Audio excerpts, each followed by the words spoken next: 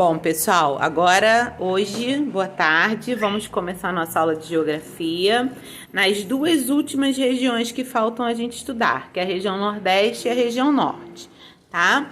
Eu vou fazendo a leitura com vocês e a gente vai marcando as partes mais importantes do texto, combinado? Vamos lá, então. A região Nordeste. A região Nordeste foi uma das mais importantes economicamente durante o período colonial. Por que isso? Justamente porque os portugueses chegam ao Brasil na região Nordeste. Então, ela se torna a mais importante economicamente durante esse período, até porque era o lugar onde tinha mais colonizadores. Por isso, ela recebeu diversos imigrantes europeus, incluindo os colonizadores portugueses e holandeses. Então, olha só, vou marcar aqui, ó, portugueses, holandeses, além dos africanos, que a gente sabe que a imigração deles foi forçada, né, de diversos países da África, como Angola e Moçambique, na condição de escravizados para trabalhar de forma forçada nas lavouras de cana-de-açúcar e em outras atividades do período. Na sua composição étnica, é marcante a presença dos negros. Então, lá na região Nordeste, é muito forte a presença dos negros, porque a região Nordeste recebeu uma quantidade muito grande de escravos. Vamos lá, em 2018, eles representavam cerca de 11% do total dos habitantes. Pardos e brancos correspondiam a aproximadamente 63% e 25% da população, respectivamente. Ou seja, 63% de pardos, 25% de brancos.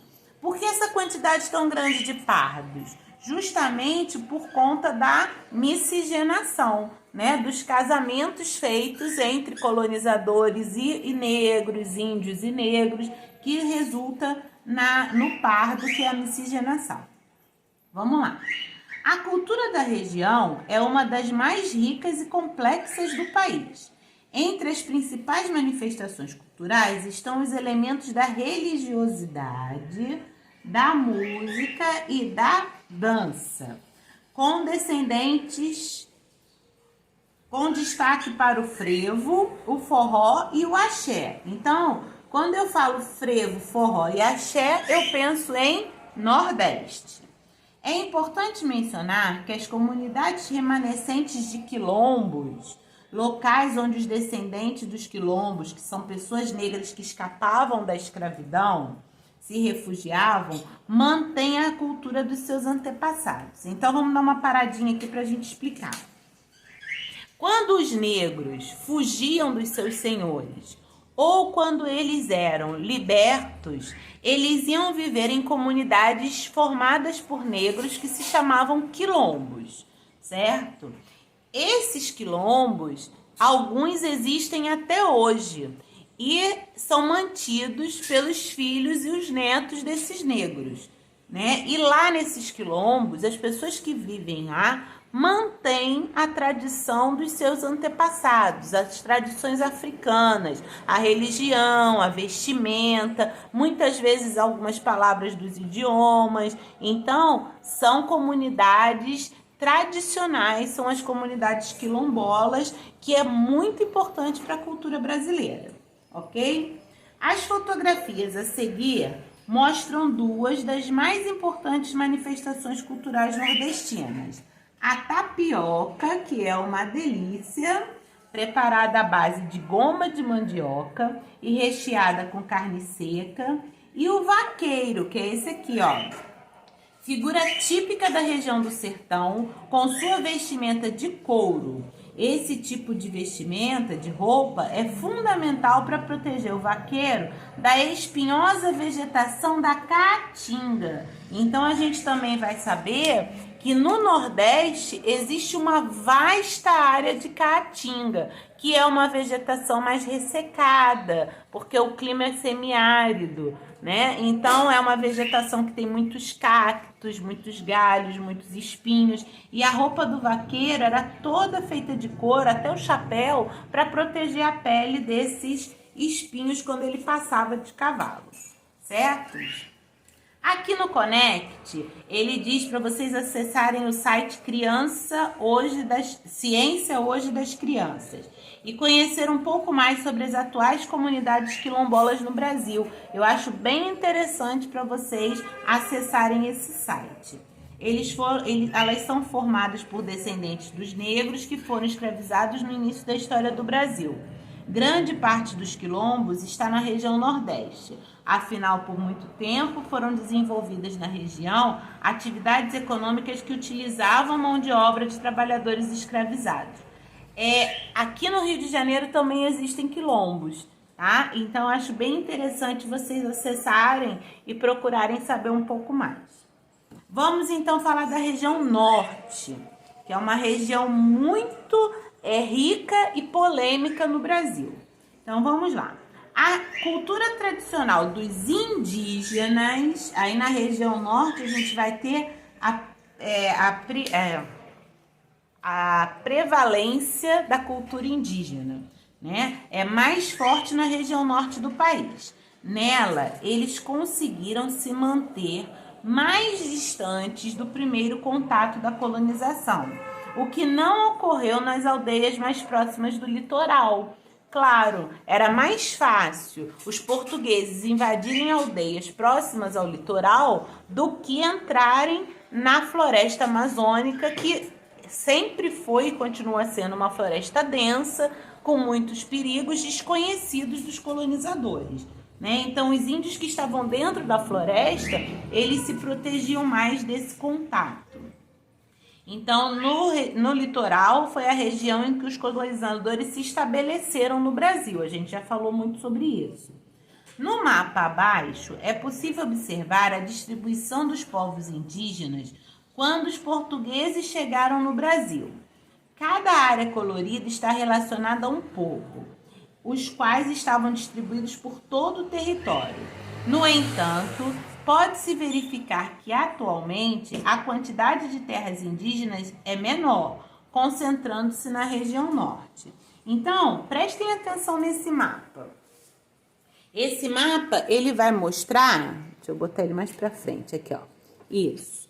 Esse mapa, ele vai mostrar pra gente aqui, ó, na legenda, tem o nome das tribos: Aruaque, Caribe, Cariri, Charrua, Gê, Pano, Tucano, Tupi-Guarani e outros grupos menores, né, que aí eles juntaram em um só. Então, vocês veem que eles estavam distribuídos por todo o Brasil, eles ocupavam toda a região brasileira, certo? A atual distribuição indígena tá aqui, ó.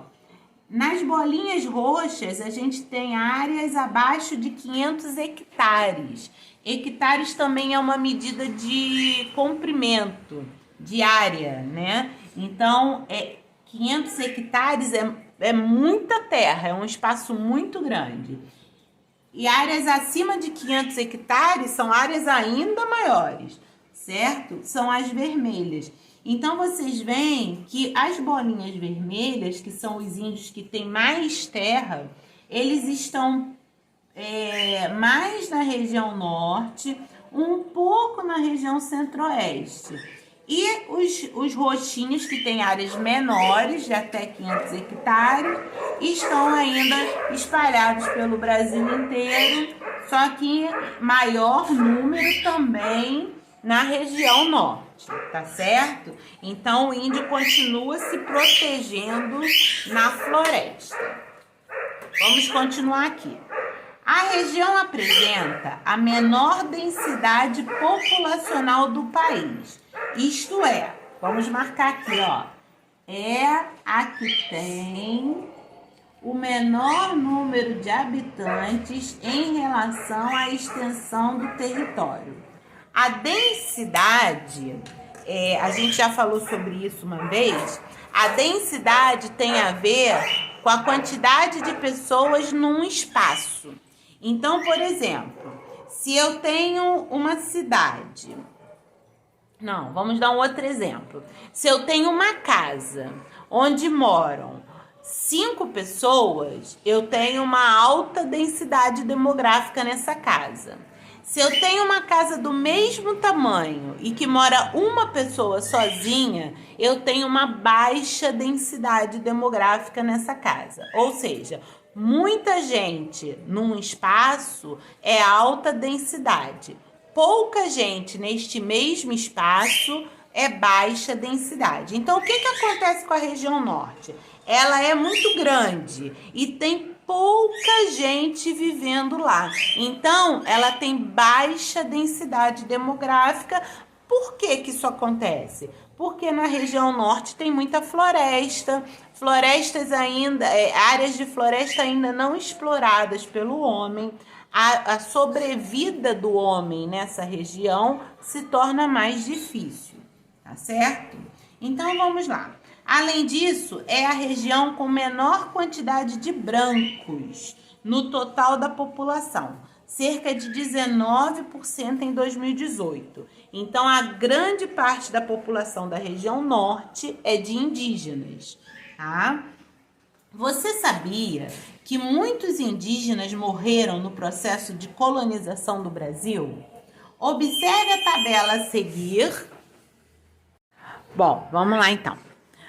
Você sabia que muitos indígenas morreram no processo de colonização do Brasil?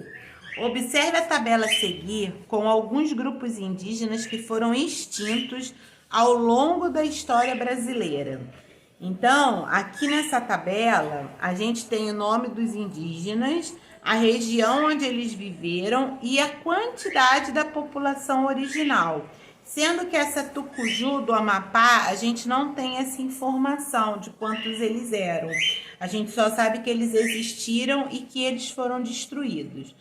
Se a gente somar esse número, nós vamos encontrar um número enorme e que mostra pra gente uma grande mancha de sangue na nossa história, né? Porque esses índios, eles morreram tentando defender o território brasileiro, também por conta das doenças trazidas pelos homens brancos, né? Que eles não estavam acostumados com esses tipos de doenças, então eles morriam facilmente. Mas a sua grande maioria foi mesmo na resistência à escravidão indígena. Então, essa é uma parte muito triste da história do nosso país, tá certo? Vamos então aqui em diante. Na página 143, é muito importante destacar que quando falamos em cultura indígena, é necessário pensar em muitas manifestações. Mesmo que muitos tenham sido extintos, ainda há atualmente dezenas de povos indígenas e cada um deles tem as suas particularidades culturais. Muitos indígenas, inclusive, vivem nas áreas urbanas ou em tribos que ficam próximas às áreas urbanas. Então, não é porque a pessoa é indígena que a gente vai pensar numa pessoa pelada no meio da floresta. Ele pode ser indígena e trabalhar num banco, né? O fato dele ser indígena só quer dizer que essa é a sua origem. Ele é uma pessoa, um cidadão brasileiro como qualquer outro. Alguns elementos são comuns a todos os povos, como a relação muito próxima com a floresta. Dela retiram recurso para sua subsistência, tanto para alimentação como para atender a outras necessidades cotidianas. Algumas dessas riquezas naturais foram incorporadas aos hábitos alimentares de grande parte dos brasileiros, como o açaí e a mandioca. Então, muita gente gosta de comer um açaí, gosta de uma mandioca ou a aipim, como é conhecido aqui na região sudeste, né? E todos os dois alimentos são alimentos típicos indígenas. Vamos lá. Na região norte também há grandes festas populares, então vamos marcar. o Círio de Nazaré, que ocorre em Belém, no Pará, e o Festival de Parintins, em Parintins, no Amazonas. Parintins é a festa do boi garantido e do boi caprichoso. Atraem muitas pessoas todos os anos. As culturas africanas também estão presentes nesta região, como é possível observar com o estilo musical do carimbó e com o congo ou congada, uma manifestação cultural religiosa. Aí aqui ele dá outro site que vocês podem acessar sobre povos indígenas no Brasil Mirim, do Instituto Socioambiental, que também há informações sobre os povos indígenas na atualidade. Muito interessante também para que vocês possam ver que os povos indígenas, eles mantêm a tradição, mas eles não são povos atrasados, como os portugueses pensavam, certo? Aí, a partir da página 144, eu vou querer que vocês leiam e realizem as atividades, tá certo? Depois tem aqui o para casa, na página 147, que é para fazer no caderno, que não tem espaço aqui. O ponto de chegada, que é uma revisão disso tudo que a gente já estudou, já serve como estudo para P2, tá bom? E até a página 152. Então, essa correção nós vamos fazer no Meet da semana que vem. Combinado? Então, vocês têm até o Meet da semana que vem para fazer essa parte de exercícios até a página 152. Tá certo? Um beijo e até a próxima aula.